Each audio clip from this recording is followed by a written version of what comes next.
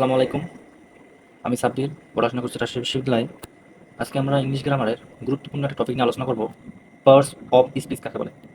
বাক্যে ব্যবহার অনুযায়ী বিভিন্ন শ্রেণীর শব্দগুলোকে পার্টস অফ স্পিচ বলে। অর্থাৎ একটা বাক্যে ব্যবহৃত যে ওয়ার্ড বা শব্দগুলো রয়েছে সেগুলো আলাদা আলাদা পরিচয় রয়েছে। এই পরিচয়কে পার্টস অফ স্পিচ বলে। যেমন রহিম, এই ওয়ার্ড, এটা একটা ওয়ার্ড, এটা কোনো কিছু নাম বোঝাচ্ছে। এর পরিচয় হচ্ছে নাউন।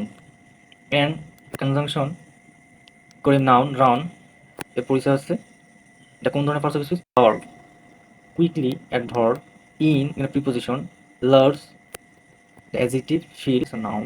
ওকে, ওয়ার্ডগুলি সেন্টেন্স বা স্পিচের অংশ, সেজন্য এগুলোকে পার্টস অফ স্পিচ বলে। অর্থাৎ ওয়ার্ডগুলো একটা সেন্টেন্সের অংশ, এই সেন্টেন্সটার প্রতিটা ওয়ার্ড হচ্ছে একটা অংশ, এই জন্য এটাকে পার্টস অফ স্পিচ বলে। ওকে, আমরা আরো দু একটা উদাহরণ দিয়ে দেখি। They go go to school every day. এই বাক্যটি দেখুন, এই সেন্টেন্সটা, they go to school yesterday, এখানে কয়টা ওয়ার্ড আছে? পাঁচটা ওয়ার্ড আছে। এই পাঁচটা ওয়ার্ড বা শব্দের আলাদা আলাদা পরিচয় রয়েছে, তাই তো? এই যে শব্দগুলো, ওয়ার্ডগুলো যে আলাদা পরিচয়, এগুলো পার্টস অফ স্পিচ।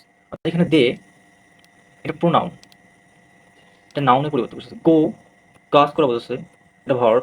টু এটা প্রিপোজিশন। স্কুল এটা নাম বোঝাচ্ছে, নাউন। এভরিডে প্রতিদিন, তারা প্রতিদিন স্কুলে যায়, অর্থাৎ এটা কাজের ধারাবাহিকতা বোঝাচ্ছে, এটা একটা অ্যাডভার্ব। আমরা পরবর্তী ক্লাসগুলোতে প্রতিটা অংশে বা প্রতিটা পার্টস অফ স্পিচ আলাদাভাবে আমরা ব্যাখ্যা করবো, আলাদাভাবে একটা ক্লাস নিব। আপনারা আমাদের সাথে থাকবেন। ওকে, ঠিক আছে।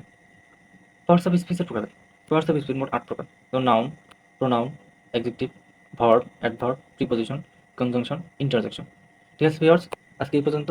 আমাদের সাথে থাকার জন্য আপনাদেরকে অনেক অসংখ্য ধন্যবাদ। আমরা নেক্সট ক্লাসে নাউন, প্রোনাউন, অ্যাডজেক্টিভ অর্থাৎ পার্টস অফ স্পিচ প্রকারভেদগুলো রয়েছে, আমরা সেগুলো নিয়ে বিস্তারিতভাবে আলোচনা করব। তাই আমাদের সাথে থাকুন এবং আমাদের ভিডিও ভালো লাগলে লাইক, কমেন্ট অ্যান্ড সাবস্ক্রাইব করুন। ওকে ভিউয়ার্স, আসসালামু আলাইকুম। আজকে এই পর্যন্তই। আল্লাহ হাফেজ।